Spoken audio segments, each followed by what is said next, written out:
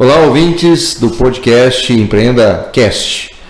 Um bom dia para vocês e um ótimo final de semana. Hoje estou aqui com um amigo meu, um companheiro de empresa, o nosso amigo Gustavo Avelar. Ele é vice-presidente da TOTVS e vai falar um pouquinho aí sobre a vida profissional dele, a história profissional dele e também um pouquinho da sua função na TOTVS hoje, que veio para um desafio diferente, estruturar uma jornada do cliente. É isso aí, Gustavo? É isso, Emerson. Prazer estar aqui com vocês. Vamos começar falando um pouco da minha história profissional e aí eu já entro na TOTVS, pode ser? Perfeito. Vamos lá. Eu estou já há alguns anos intercalando experiência em startups, empreendedorismo e grandes empresas. Acho que isso é um pouco do meu histórico. Então, comecei a minha vida profissional em consultoria, na Accenture, logo depois de me formar ali na UFMG, Minas Gerais, sou mineiro de Belo Horizonte. E na sequência da consultoria eu acabei indo para o que na época, por volta de 2008, 2009, era o que se tinha de digital no Brasil, que eram as primeiras operações de e-commerce, quando Americanas.com tinha acabado de surgir. Acabado de surgir é forte, Americanas.com já tinha uns 5, 6 anos. O início da venda digital. É isso, o início da venda digital. Submarino era a nossa Amazon brasileira. E eu coloquei na cabeça que eu queria trabalhar com digital, seja lá o que isso fosse na época. Acabei indo parar num e-commerce bem pequenininho, que estava começando, que era o pontofrio.com, que era uma separação do Ponto Frio, a antiga Globex. Eu entrei e tinha um pouco mais de 50 pessoas no final de 2008 e fiquei lá até 2012, final de 2012, início de 2013, quando a empresa já estava com mais de 4 bilhões de faturamento. Quando eu entrei não chegava nem 200 e mais de 3 mil pessoas. Então, nossa, uma evolução rápida e exponencial. É isso, exatamente isso. E o que fez acontecer isso assim? Uma série de caixa. Uma coisa muito rápida, um crescimento de faturamento desse. A gente pegou o boom do e-commerce, Então, o e-commerce no Brasil ainda estava engatinhando. Nessa época, Americanas.com tinha mais da metade do mercado. Então faltava concorrência. Exatamente, faltava concorrência, o ambiente competitivo era bem fácil. O próprio Mercado Livre ainda era aquele site que vendia coisa usada, que vendia produtos de terceira. Segunda linha e tal, assim, mais de... Então... Exatamente.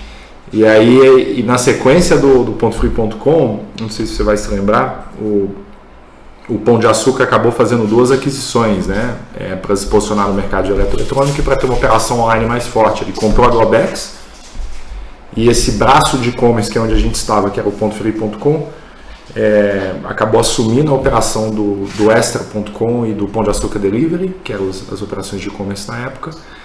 E na sequência o Pão de Açúcar comprou a Casas Bahia. E aí a junção dos 3 sites, casbahia.com, pontofrio.com e extra.com, foi o que basicamente saiu ali de próximo de 1 bi de faturamento em 2010 para mais de 4 bi de faturamento no final de 2012. Então foi uma estratégia de consolidação que fez gerar um resultado bem expressivo. Bacana, legal. É isso, Emerson. E só complementando, acho que operações, assim, a gente cresce, tem várias formas de crescer, Acho que uma das formas de crescer é orgânica, obviamente, com suas estratégias operacionais e de investimento na operação e também de M&As, E isso faz uma diferença significativa quando você sabe juntar os dois, Esse é um pouco da história da própria TOTVS, Pode ser exatamente isso, Cresceu organicamente, deu a pitada dos M&As aí dentro do processo, É isso. Bacana. Exatamente. E aí, na sequência dessa história do e-commerce, minha última posição tinha sido uma diretoria de marketing. E aí, na época, começou a discussão do marketplace, o que quer que seja isso, que era basicamente quando a Amazon já começou a popularizar o modelo de negócio deles em que eles vendiam produtos de terceiros, né? Então eles não tinham mais o risco de estoque de uma parcela relevante da venda deles. E a gente começou a estudar um pouco isso. Eu assumi ali uma diretoria de marketing com o objetivo de colocar de pé a história do marketplace. Boa parte do desafio era fazer com que os nossos clientes entendessem que o nosso sortimento iria muito além de eletroeletrônico, de linha branca, linha marrom, que era o que tinha de recall de marca quando você juntava Casas Bahia e Ponto Frio, principalmente. E aí nessa posição eu acabei gastando muito dinheiro contratando tecnologia de mercado, como contratei sistema da IBM na época, contratei sistema da própria SAS, da SAS, que era uma empresa que basicamente nos ajudava com dados. Loja virtual é um pouco sensível, né? A pessoa que entra para fazer uma compra, ele gosta de ter a coisa muito ágil, muito fácil, e para isso tem que ter uma tecnologia muito avançada por trás para aguentar toda essa demanda, né? Não deixar o cliente ali com aquela espera, ou facilitar a procura dele dentro do aplicativo, dentro do sistema, dentro do portal, né? Então isso exige muito investimento em tecnologia. E essa segunda parte do teu comentário é o ponto, assim, fazer com que o nosso cliente encontrasse um sortimento, fosse apresentado para um sortimento, fosse muito além do que ele estava acostumado a comprar nas lojas físicas, era o grande desafio. E para isso tinha bastante investimento em tecnologia, seja na plataforma de e-commerce, seja na interface do próprio site, para ele encontrar e para ele ser apresentado para um sortimento que ele não estava acostumado. E aí no final de pouco mais de um ano, gastei bastante dinheiro, resolvi pouquíssimos problemas, não foi um ano muito produtivo. E foi aí que caiu uma ficha que não tinha solução tecnológica de mercado naquela época que fizesse frente aos problemas que eu tinha numa operação de e-commerce. E eu resolvi empreender, resolvi mudar de lado e montar uma empresa de tecnologia para resolver esse problema. Achou uma oportunidade aí no mercado e foi empreender. Exatamente. Que maravilha. Eu fui empreender no início de 2013, eu me juntei com uma turma que já estava empreendendo numa empresa que na época chamava Nhemu, o nome tinha um H no meio, era NHEMU. Uma das primeiras coisas que eu fiz depois que eu fechei a sociedade com eles foi tirar o H. Para que complicar, né? Não, uma empresa chamada Nhemu era difícil de dar certo. Empresa de tecnologia tem que facilitar, não complicar. Até no nome. Exatamente. E eu me formei no final de 2006 na UFMG, né? E em 2005 o Google tinha feito uma aquisição de uma startup de Belo Horizonte que chamava Aquan. Poucas pessoas conhecem essa história. Infelizmente é uma história pouco divulgada. A KWAN é o nome da empresa, Aquan, que era uma empresa de search engine, empresa de busca, mas não busca B2C, né? Não busca para cliente final. Eles tinham algoritmos de busca e eles usavam, por exemplo, para prover a busca do UOL, que na época era um dos grandes portais que a gente tinha, de diversos outros sites. O Google comprou essa empresa e inaugurou o polo de desenvolvimento de software deles em Belo Horizonte. Algumas pessoas dessa companhia acabaram se tornando bem importantes no Google. O Berthier foi um cara que foi vice-presidente do Google por um bom tempo. Olha que legal. Ele era uma das principais lideranças de pesquisa e desenvolvimento e que mexiam no código de busca do Google, e era um time que boa parte dele estava no Brasil.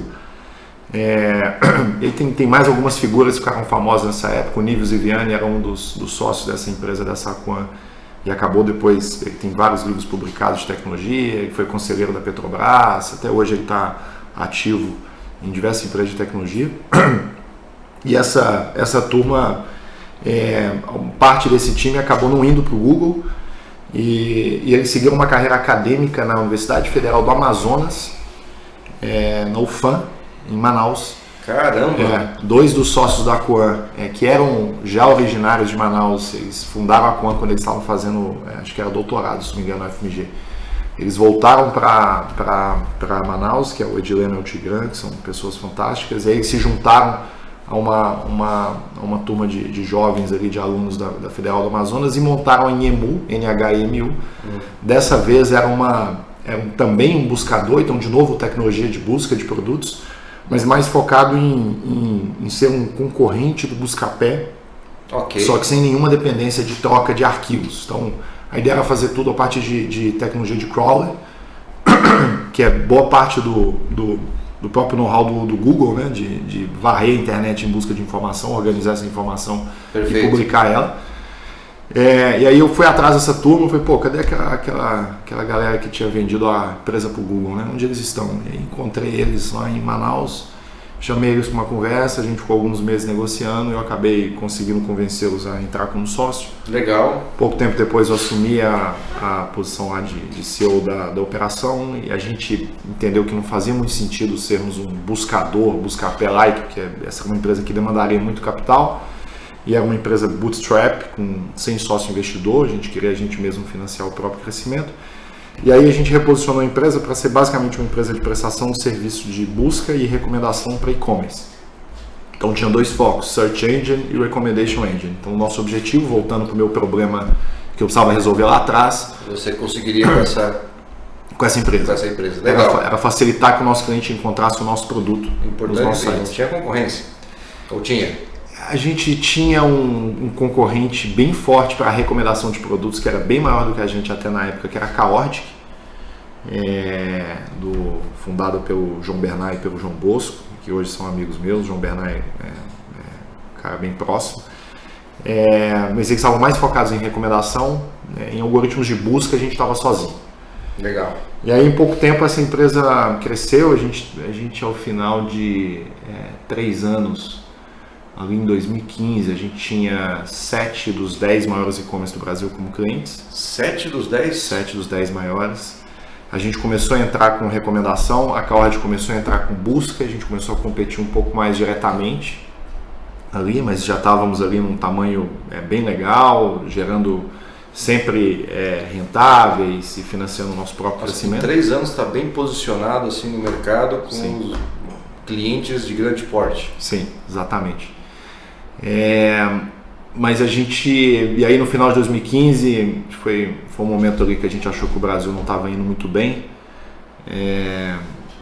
Acho que a minha geração talvez seja a primeira grande crise político-econômica que a gente vivenciou, né? Porque eu peguei aquele período de ouro do Brasil, eu me formei em 2006, né? 2008 estava crescendo ali, crescendo absurdo. O Plano Real fez mudar o conceito da inflação, o investimento vindo. Era aquela capa da Economist com o Cristo Redentor decolando. Decolando, né? Legal, assim. Eram bons tempos aqueles. Bons tempos. Eu me formei nesse período.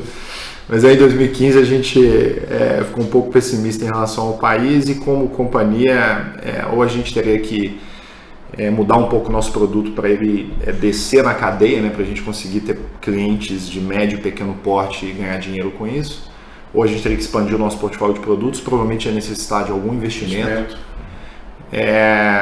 Ou a gente vendia a empresa para se juntar a alguma empresa de tecnologia maior, e foi exatamente o que a gente fez. A gente foi no plano B, então foi nesse momento inclusive que eu tive as minhas primeiras interações com a TOTVS, quando a TOTVS tentou comprar a nossa empresa. Ok. Acabei fechando com a Lynx, que coincidentemente o Denis Erkovic, que hoje é o CEO da TOTVS, minha negociação foi toda com ele. Eu costumo dizer que eu conheci o Denis da pior maneira possível, que é do outro lado da mesa. Mas que bacana, assim, colocar uma operação para o mercado, né, para venda, assim, para aquisições, e grandes empresas de tecnologias ficarem interessadas porque tinha um valor agregado totalmente diferencial. Tinha. É isso aí, sem dúvida. Era isso. Me lembro da primeira reunião que eu tive com o Aécio. Foi impactante. Isso é motivador, né? Dá aquela sensação boa assim que você fez o dever cumprido, né? Pegar uma oportunidade, transformar isso em produto ou serviço e depois ver isso se valorizar, né? E pessoas perceberem que isso faz uma diferença para o mundo empresarial. Perfeito. Mas parabéns, Gustavo. Show de bola essa trajetória. São tiros curtos, mas tiros certeiros. É isso.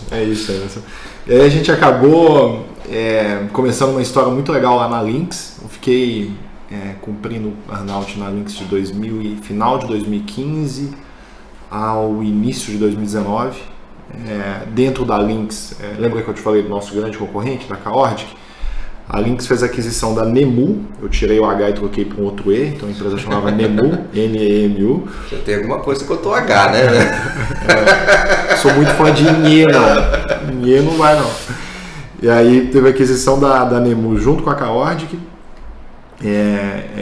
Eu e o João nos dividimos ali, éramos arquirrivais e concorrentes um dia. No dia seguinte a gente estava dividindo papéis e responsabilidades dentro da Lynx. Foi um período muito legal, ficamos juntos ali 3 anos e meio.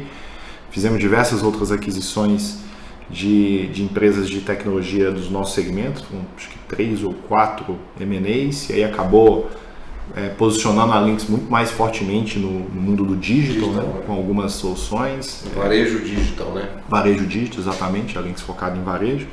No final de 2018 e início de 2019 eu saí da Lynx, fui empreender de novo, e aí como eu tinha um non-compete para cumprir, eu acabei empreendendo totalmente fora do mundo do varejo, montei uma startup junto com amigos, na verdade o mais correto dizer um antigo sócio meu da Nemu montou uma startup e me chamou para ser sócio dele no mercado dessa vez no mercado de loteamento. Loteamento? Startup de tecnologia. Mudei completamente. Setup aí. Na época a gente estava em busca de algum mercado que fosse muito pouco digitalizado. Assim, na época do e-commerce, acho que o primeiro boom de digitalização foi o varejo, né? Depois, na sequência, vieram diversos outros mercados. Vieram health tech, prop tech, fintechs. Diversos outros mercados foram nessa linha de digitalização. Mas loteamento, cara, continuava muito offline, assim.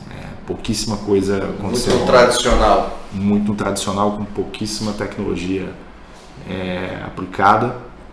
A gente viu que tinha uma oportunidade, tinha também uma oportunidade sob a ótica financeira, porque basicamente o lote ainda é um produto não colaterizável, então você não consegue usar o lote como garantia para, por exemplo, conseguir um financiamento para construir sua casa dentro do próprio lote. E a gente achou que tinha um business legal ali, tinha um deal legal. Durou pouco, porque dessa vez a gente fez um processo de funding bem tradicional, pegamos bons sócios investidores, fizemos um seed money com um fundo grande que era o Canary liderando a rodada. Aí próximo do primeiro ano ali de operação a gente já estava pronto para uma série A. Eu acabei me encontrando com o Carlyle, grande fundo de investimento, que precisava resolver uma tese de IPO, uma investida deles, que era a Tokstok na época. E aí eles compraram a nossa empresa numa oferta que, digamos, era irrecusável. Não tinha nada a ver com a operação que eles precisavam resolver essa tese de IPO, que era a Tokstok, mas basicamente eles precisavam do time e eles queriam acelerar o desenvolvimento de tecnologia dentro da empresa. Assim que a gente entrou, um pouquinho depois veio a pandemia, tiveram uma série de trocas de presidentes lá na Tokstok, foi um período bem difícil da minha vida Imagino que mudou tudo, né? A pandemia fez você... Ficou de ponta cabeça, vamos dizer assim, tanto vida profissional quanto pessoal. Exatamente. Sensação de ter sentado numa cadeira para trabalhar ali num escritório improvisado em casa em março de 2020 e só ter levantado a cadeira em final de 2021. Né? Olha só. Para quem é acostumado a estar, né, para cima e para baixo, fazendo uma coisa ou outra, né, muda muito, né? A diferença é gritante. Gritante, exatamente. E além da pandemia, tiveram diversas trocas de liderança na empresa, a gente acabou não se entendendo com os sócios que lá estavam, a gente iniciou um breve litígio judicial ali para nos entendermos do que era o valor que eles nos deviam na época. Eu fiquei um tempo, infelizmente, imerso ali numa conversa de advogados. E aí quando eu percebi que a gente ia chegar num acordo que era bom para ambas as partes, e que a história ia se encerrar, eu pensei, eu preciso voltar a trabalhar, e uma coisa para mim já estava certa na minha cabeça, eu precisava de um ciclo mais longo. Eu estava vindo de 2 ciclos que na minha visão foram ciclos curtos, né? Okay. Minha tentativa ali de empreender no mundo do loteamento durou pouco mais de um ano. E na sequência, até dentro da própria Tokstok também, foram um pouco mais de 3 anos, porque eram ciclos curtos. Mas acho que assim é a vida do empreendedor, né? Sim. Ele vai trabalhando oportunidades, vai correndo risco, né? E aí, vamos dizer assim, a vida leva para um caminho que a gente tem que tomar decisões. Sim. São decisões, né, duras, muitas vezes, né? Porque a gente está falando de negócio, né? E envolve pessoas, envolve estrutura, envolve dinheiro, né? Mas assim, são ciclos, como você falou, que a gente vai evoluindo. Todo ciclo, toda história gera uma experiência e essa experiência agrega valor na nossa vida. E empreendedorismo é assim, você começa uma coisa, uma hora pode mudar, como pode ser mais duradouro, mas são ciclos. Sim, tem toda a razão, toda a razão. Se tem uma coisa que eu procuro ler, entender e respeitar, são que estágio desse ciclo a gente está, né? Perfeito. E aí eu tive a felicidade de receber o convite para fazer parte do grupo de executivos da maior empresa de tecnologia do país, e quando isso aconteceu, qualquer outra alternativa de empreender novamente, que seria o mais natural, foi por água abaixo. Mas você empreende internamente, né? Nós chamamos isso de empreendedorismo. Então, o empreendedor que segue, né, como empresário e trabalha dentro de uma corporação, ele segue o mesmo mindset, o mesmo conceito, né? Ele toma, vamos dizer assim, aquele objetivo, aquela empresa, aquele, né, norte, né, para ele como se fosse dele, e faz a coisa acontecer. Exatamente. É isso? É isso, Gustavo? é isso, escreveu super bem. Acho que tem, é óbvio que tem o lado de ser a TOTOS, né? A TOTOS representa muito para qualquer empreendedor de tecnologia no Brasil, né? Eu tenho um lado bem nacionalista, assim, de querer fazer as coisas, de querer competir com empresas de fora que estão aqui tentando, de certa forma, atuar com tecnologia no nosso mercado, e a TOTOS representa isso na raiz, né? Perfeito. O brasileiro tem uma característica bem diferente de muitos outros países, né? O brasileiro é bem criativo, né? Ele tem criatividade para fazer um monte de coisa. Sim. E a criatividade no mundo de tecnologia e estruturação de startups é extremamente importante, não é? Sim, sem dúvida. A gente precisa encontrar formas bem brasileiras, muitas vezes não convencionais, ali, diferente, pegar alguns atalhos do ponto de vista de tecnologia, né, para construção de produto, claro, software, porque a gente tem, normalmente a gente tem menos acesso a capital do que qualquer player de fora, mas por outro lado a gente tem uma riqueza tão grande de problemas que são nossos para resolver, que é uma delícia construir essa jornada. E aí é um pouco do que você falou, na TOTOS, indo já mais para minha vida na TOTOS, né? Primeiro que tem muito esse lado de empreender dentro da TOTOS, como você mesmo comentou. TOTOS, se você olhar a TOTOS, ela é pequenas empresas, né? Dentro de uma grande empresa, ela tem um perfil de startup. Por mais que ela seja grande, ela tem uma visão de startup também, né? De pequenas estruturas para fazer alguma coisa ser grande, ser diferente, dar diferencial para os seus clientes. Uma empresa que, apesar do tamanho que ela tem, ainda tem um processo decisório rápido, ágil. O próprio Denis fala, né? O headquarters global, intergaláctico da TOTOS está na Brasleme, no bairro de Santana, em São Paulo. Então isso faz diferença, né? É muito fácil.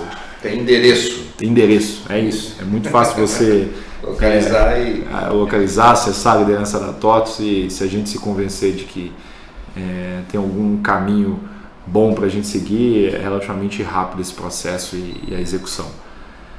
E na TOTOS, quando eu comecei lá as conversas com o Denis, foi final de 2022 ou início de 2023, e eu precisava resolver um pouco a minha vida profissional, ele também tinha que avançar com alguns temas dentro da TOTOS, e a gente se juntou ali no final de 2023.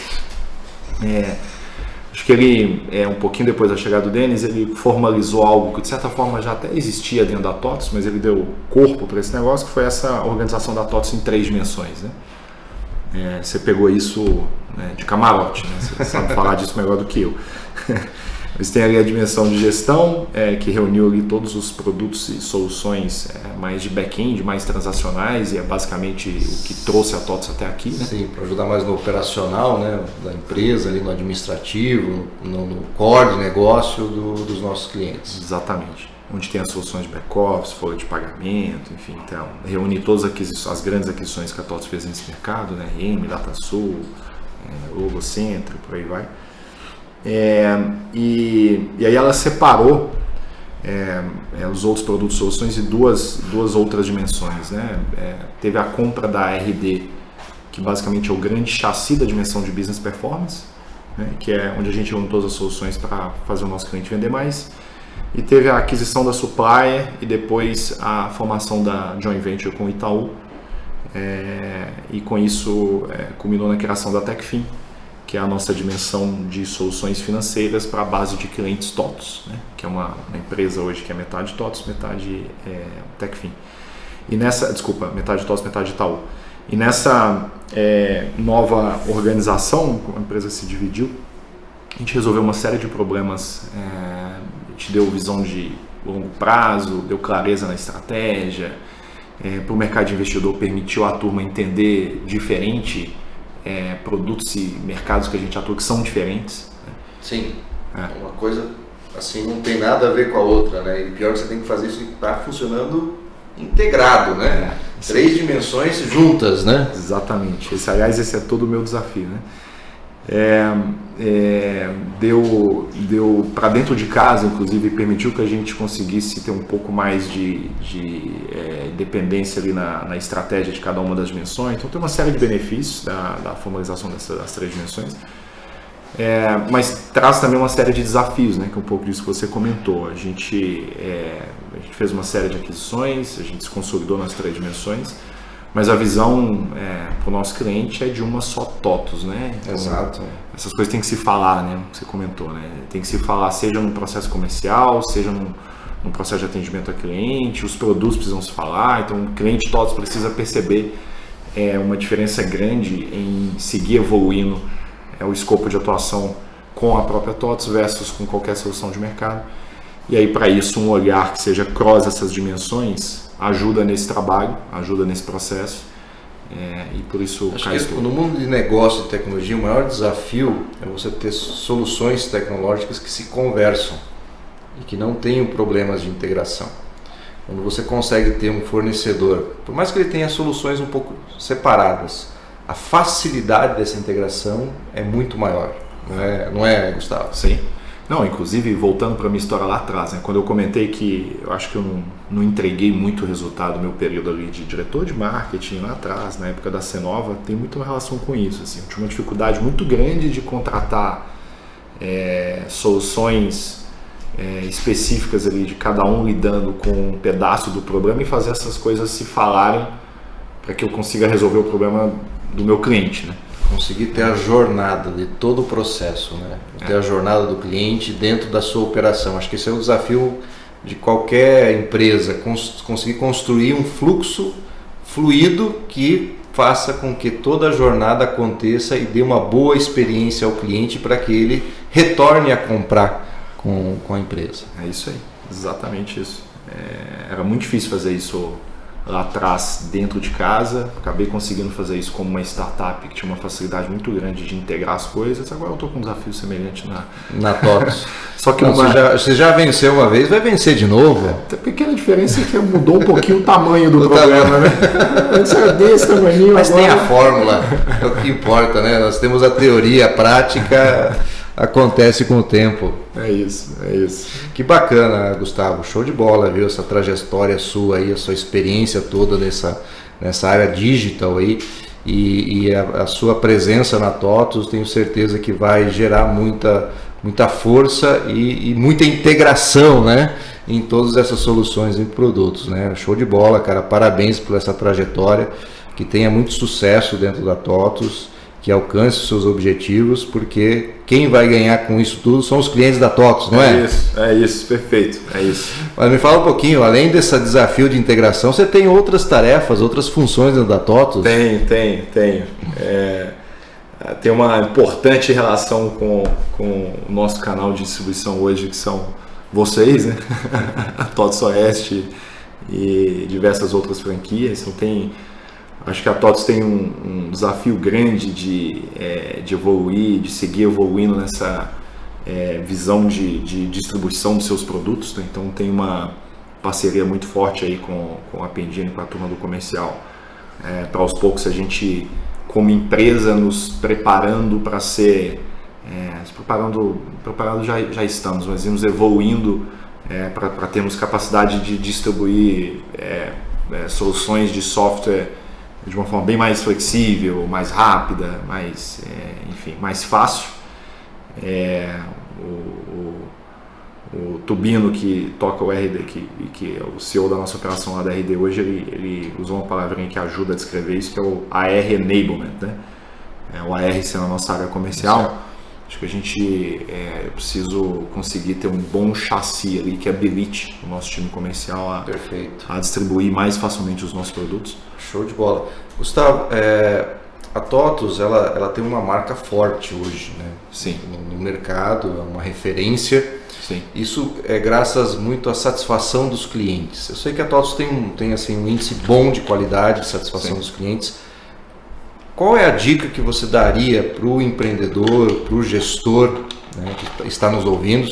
Inclusive, pessoal, curta as nossas redes sociais, faça seus questionamentos lá, pode nos chamar sem problema nenhum. Divulgue também o nosso podcast, porque ele tem a função de levar conhecimento, levar experiência. Hoje estamos com um cara aqui que teve uma bagagem nesse mundo digital, está presente nesse mundo digital e gerou muitos frutos e muitos resultados. Então vale a pena escutar essas dicas, esses insights de conhecimento para você aplicar no seu dia a dia de trabalho, na sua operação, na sua empresa. Se você quer que ela cresça de uma forma constante e também até exponencial, né? O Gustavo apresentou aqui, né, que em 3 anos fez uma diferença enorme dentro de uma empresa porque implementou todos os conceitos, implementou boa parte dos conceitos de gestão, né, de trabalho e de empreendedorismo, tá? Então, pessoal, fica a dica aí, curtam a gente nas redes sociais. O Empreenda Cast é um podcast aí para ajudar vocês a melhorar, sim, a empresa, o negócio e as áreas onde vocês atuam. Qual é a dica? Vamos lá. Para fazer o cliente ali ser mais satisfeito, estar mais próximo, comprar mais. Tem uma coisa maravilhosa no mundo do RP que não necessariamente se aplica para outros mercados, mas eu acho que se eu puder dar uma dica é tentar criar os mesmos conceitos ou pelo menos os mesmos comportamentos. O RP é uma solução que, para ele ser bem sucedida, ele tem que ter uma profundidade de conhecimento do nosso cliente muito grande, né? Ontem a gente participou juntos de algumas reuniões comerciais com o cliente. É impressionante como o time TOTS Oeste muitas vezes fala do negócio do cliente, quase que impede igualdade em alguns momentos, né, do ponto de vista de conhecimento do negócio. Como o RP ele essencialmente a automação, ou ele transforma em processos assim, milhares de regras de negócio do nosso cliente, é muito difícil a gente evoluir qualquer roadmap de produto sem que esse roadmap seja necessariamente do cliente para dentro, né? A maior parte do roadmap, da gestão de roadmap da TOTS é muito construído da necessidade do cliente para dentro. Isso nem sempre é uma verdade em demais negócios, né? É muito comum, eu vivi um pouco isso na minha época de empreendedorismo, é muito comum a gente sair de uma ideia e já muitas vezes partir para a execução, e aí você tentar encaixar o teu cliente na tua ideia, né? Tentar encaixar o teu cliente no teu produto, né? E voltando na história do RP, muitas vezes a gente parte de soluções ou customizações que foram criadas específicas para um determinado cliente ou a partir de uma necessidade de um cliente, para depois a gente voltar para dentro de casa e ter uma discussão de se isso deveria se tornar uma funcionalidade do produto padrão. Algo padronizado, algo para os outros clientes, né? E aí você espalhar isso na tua base, fazer um investimento maior para isso estar dentro do produto e seguir evoluindo o teu produto, né? Então tentar aplicar uma lógica parecida para qualquer outro negócio que você esteja é muito importante. Legal. Eu demorei um pouco para aprender isso, até na minha época de Nemu, depois de um certo tempo a gente começou a aplicar um pouco desse conceito até já dentro da Lynx, que é a gente tentar, ao invés de a gente desenvolver completamente um produto, cara, para ali numa etapa ainda de ideia, tenta testar isso em 1 ou 2 clientes, mesmo que seja customizando uma versão só para ele. O cliente tem que participar da formação do seu produto, né, e do seu serviço. Legal, isso humaniza o relacionamento, isso traz o expertise para o serviço ou para o produto, e o mercado absorve isso mais fácil. Isso não diminui a importância do empreendedor criativo, como você mesmo comentou, né? A gente brasileiro é muito criativo. Mas antes de você fazer grandes investimentos para poder ir até o final do processo, ou para umas etapas anteriores, testa ali profundamente com 1 ou 2 clientes, que é basicamente o que a gente faz no mundo RP quando a gente customiza algo para um cliente, né? E aí deu certo, cara, aí você volta para sua visão de produto padrão, gasta dinheiro de verdade, transforma isso numa funcionalidade e escala. Então, perfeito. É um bom ensinamento do mundo do RP que se aplica em qualquer empresa, qualquer negócio. É isso. Legal, Gustavo. Pessoal, nós estamos aqui com Gustavo Avelar, vice-presidente da TOTVS, um cara jovem, novo aí, com um desafio grande de fazer a integração, né, a estruturação de 3 dimensões aí dentro da maior empresa de tecnologia aqui do Brasil.